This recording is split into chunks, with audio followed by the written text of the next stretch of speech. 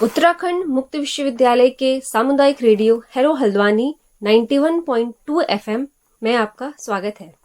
मैं हूं डॉक्टर पूजा भट्ट, विश्वविद्यालय के गृह विज्ञान विभाग से। साथियों, जैसा कि आप सभी जानते हैं, आज है 12 जनवरी। 12 जनवरी को भारत युवा दिवस के रूप में मनाता है। यह दिन युवाओं को प्रेरित करने और उनके जीवन में सकारात्मक बदलाव लाने के लिए मनाया जाता है।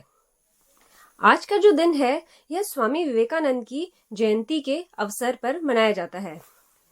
यह दिन इसलिए मनाया जाता है ताकि हम स्वामी विवेकानंद के विचारों और शिक्षाओं को युवाओं तक पहुंचा सकें, ताकि युवा उनसे सीख लेकर अपने भविष्य में निरंतर आगे बढ़ते रहें और अपने लिए और समाज के लिए वह जागरूक बने।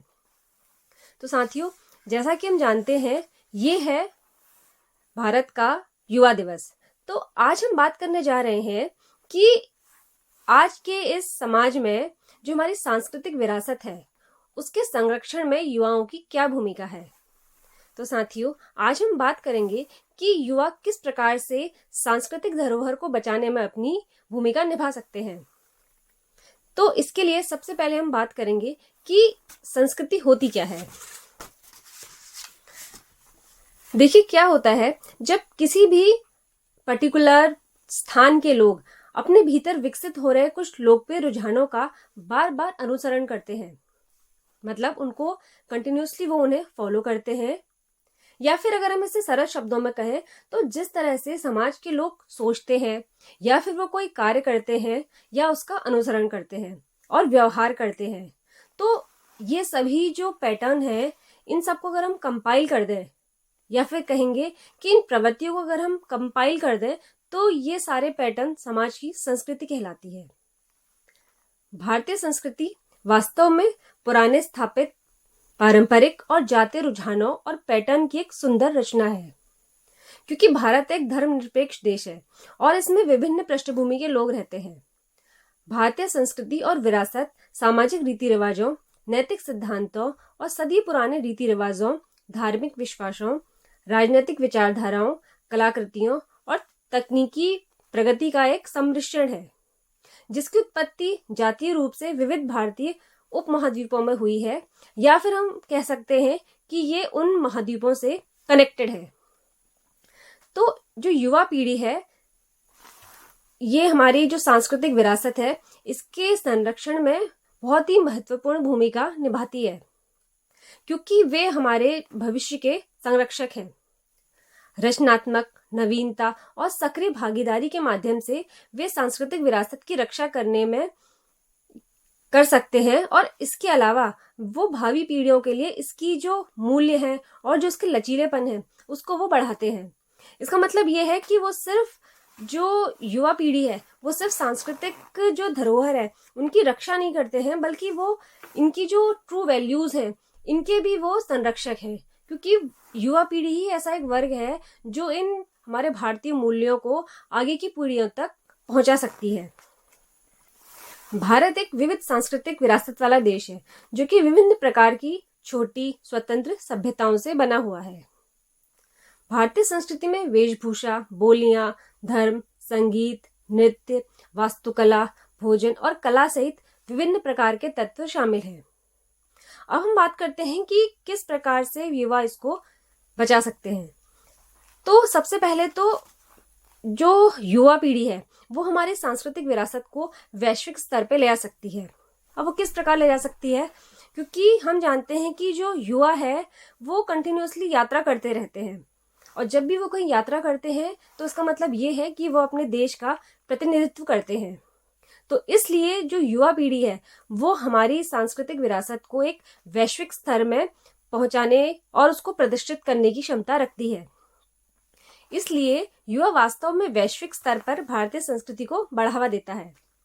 युवा विभिन्न प्लेटफॉर्म पर बाकी दुनिया के साथ बातचीत करता है, और तो इसलिए भी वो इस बातचीत के द्वारा भी वो लोगों को एक्टिव रूप से दिखाता है कि हमारी संस्कृति क्या है।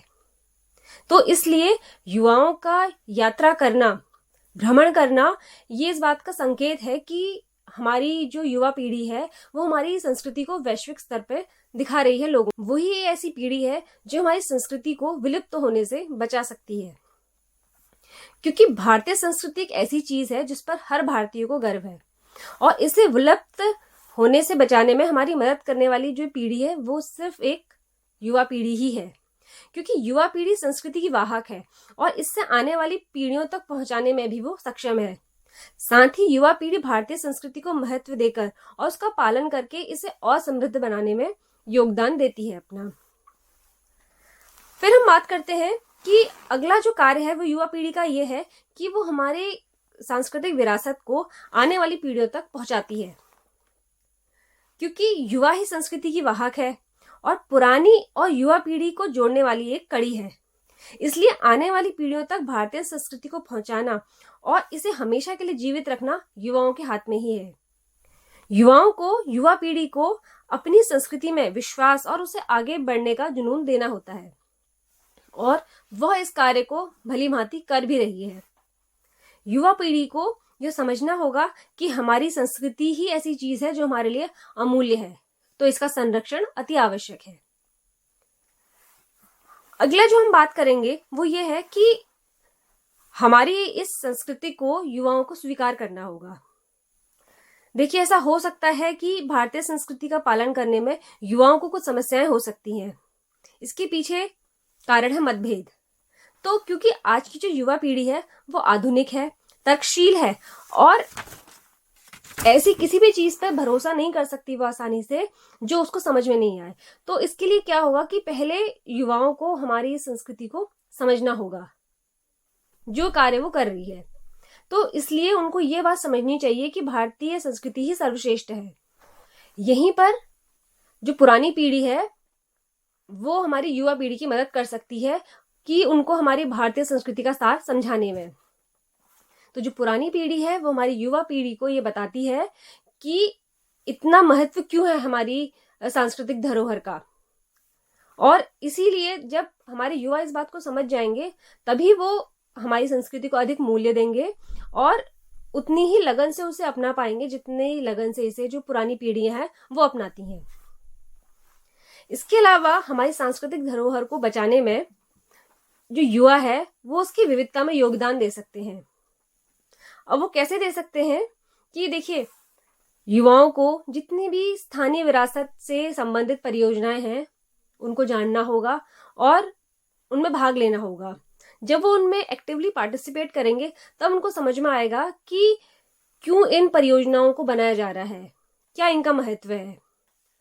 अगला है संग्रहालयों, पुस्तकालयों और पुरातात्विक स्थलों का रखरखाव करना। तो यहाँ पर भी जो युवा हैं वो आगे बढ़कर इस कार्य में अपना सहयोग दे सकते हैं। चाहे तो वो इसके लिए खुद ही एक कोई संगठन स्थापित करें या फिर जो संगठन इन कार्यों में लगे हुए हैं उनके साथ वो जुड़े और इन चीजों के रखरखाव और इनके मेंटेनेंस के लिए आगे बढ़कर आए। फिर है सांस्कृतिक कार्यक्रमों के लिए प्रशिक्षण। इसके लिए क्या होगा कि युवाओं को जो सांस्कृतिक कार्यक्रम है उनके बारे में जानना होगा और उनमें प्रशिक्षण लेना होगा। इसके अतिरिक्त जहां भी पॉसिबल हो सके सांस्कृतिक कार्यक्रमों में प्रतिभाग भी करना होगा, जिसके द्वारा वो अन्य लोगों को और जो उनके बाद आने वाली जो पीढ़ी है उसको इसके महत्व के विषय में समझा सके। इसके अतिरिक्त जो हमारी युवा पीढ़ी है वो पर्यटक यात्रा कार्यक्रमों के द्वारा भी लोगों का मार्गदर्शन कर सकती है, लोगों को ये बताने में कि जो भारतीय संस्कृति है इसका क्या महत्व है। तो ये वो सब चीजें हैं जिसके द्वारा जो हमारे युवा हैं सांस्कृतिक विरासत को संरक्षित करने में अपना योगदान दे सकते हैं। तो अंत में मैं आपसे यही कहना चाहूंगी कि जो युवा है वो हमारी सांस्कृतिक विरासत के एजेंट है, जो कि भविष्य की पीढ़ियों के लिए विरासत मूल्यों की सुरक्षा और संचरण की जिम्मेदारी को निभा रहे हैं।